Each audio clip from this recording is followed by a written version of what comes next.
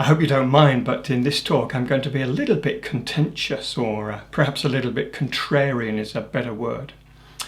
And before I get into this, I'd like to talk to you about the subject of company valuation. Now, classically there are 9 valuation methods, and they vary from asset or book value to liquidation value, all the way down to option theory valuation. Some of these you don't even want to ask about, really you don't.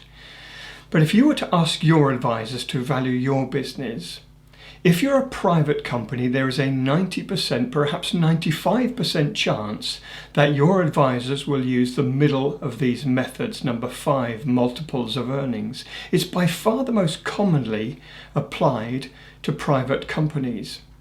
And it works a little bit like this. Now, forgive me if you're familiar with this. This is an actual valuation from one of our past clients. They had secured this value from their financial advisors, their auditors in fact, before they became our client.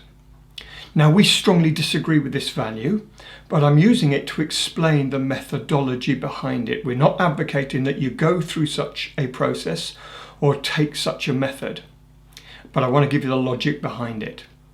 You can see here on the left hand side we have a simplified summary of last year's statutory accounts. However, last year's accounts do not usually truly represent the underlying performance of a company. There are inevitably some adjustments that need to be made.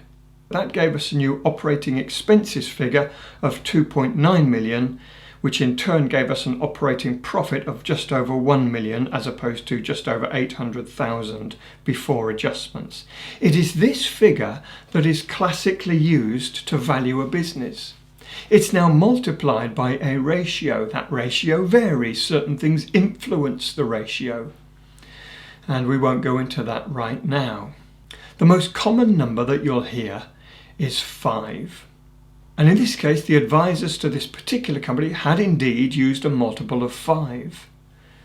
1.03 million multiplied by 5, in this case, came out with an enterprise value of 5.16 million.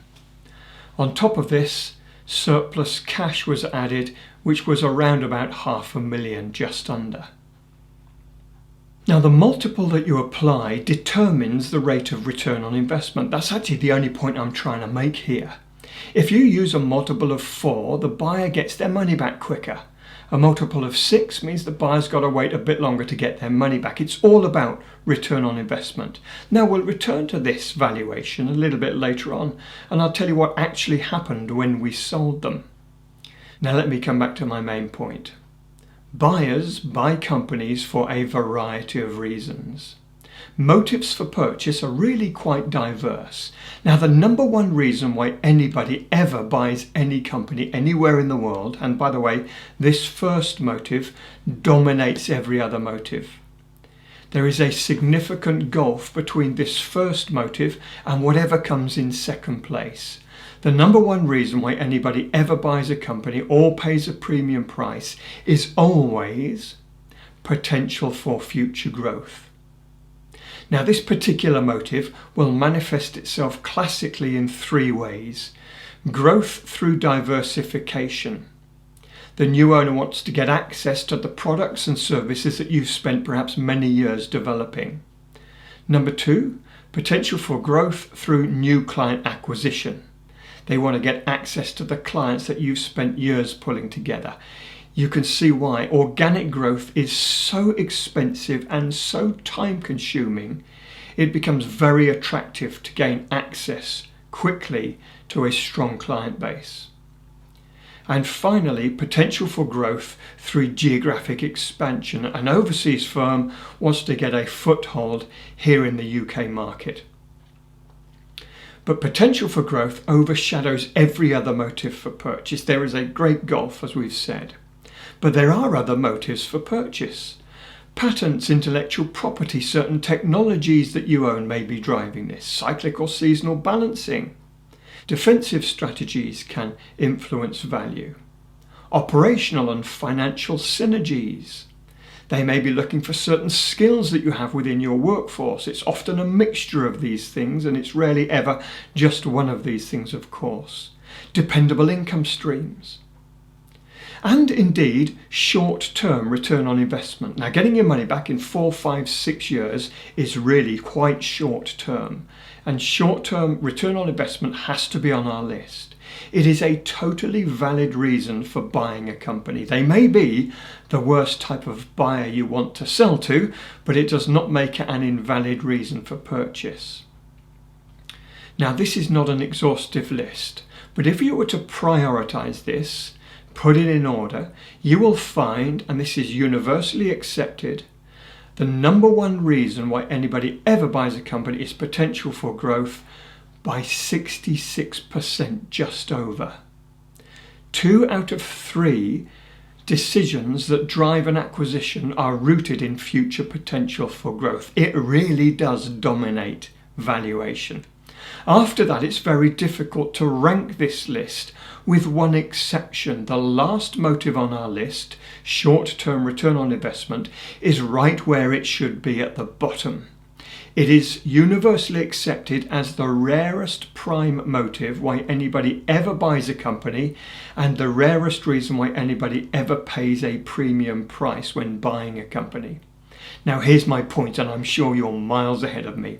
Why do we take the least reason why anybody will ever want to buy us, short-term investment, absolutely the least reason why they will ever pay us a decent price, short-term investment, and then we go and make that the very basis of our valuation? Doesn't make sense. It's like saying, what's the least reason why anybody will ever want to buy us? What's the least reason why they'll ever give us a decent price? Right, let's make that the basis of our valuation. Madness. And then our advisors do the single most stupid thing that goes on in our industry. They take that value that they calculated and they put it into the public domain. It's like saying car for sale for £3,000 or nearest offer. Well, guess what you're not going to get now? Never, ever, ever take a company to market with a value attached. It will probably be the most expensive mistake you make in your life. Now, we feel a bit of a lone voice in all of this, but we are completely convinced that we are right. That past value is not rooted in past performance, but future opportunity. Let me share with you an observation that's driven us to this conclusion. This is an observation of the BCMS family of companies over 30 years and selling well over 1,000 companies of all sizes. I've already said that to sell just one company, on average, we hold negotiative dialogue with many, many buyers. It takes us typically 4 or 5 months to reduce that list down to 50 and then down to 20 and 10. Eventually, we get that list down to 4, 5, 6 potential buyers, serious candidates. By the time we get to this last half a dozen or so, they are serious. We have been talking to them for months. They know that they've been competing with others, and they know they're down to the last 6. We've checked them out thoroughly. We've checked out their motive for purchase. We've checked them out financially. These are serious candidates. And at this advanced stage of discussion and negotiation, we now invite these serious few to put in a competitive bid. And we do that in a particular way we haven't got time to go into right now. The difference for us between the highest offer that we receive from these final few and the lowest offer is consistently 2.5 times. This company is prepared to pay 2.5 times more than this lowest offer. Now, is there a simple reason for that? Is it because the lowest offer is so derisory, it's just easy to be 2.5 times more? The answer is no. We very rarely get derisory offers. In fact, the lowest offer is usually not that far, maybe 15 percentage points away from traditional desktop valuation, and the highest offer is 2.5 times greater. Let me give you a few examples from the BCMS family of companies. Businesses that we've sold not that long ago. We sold an energy efficiency firm. Lowest offer £1 million, eventually sold for £4 million. We sold a waste management firm. Now, this firm had been valued by their auditors at £5 million. We identified several hundred potential purchasers, which we reduced down to 8 candidates that were invited to make offers. The lowest offer came in at £3 million. They were trying it on a bit. That was from a company called Englefield. They were eventually purchased for 19.1 million by a company called Englefield.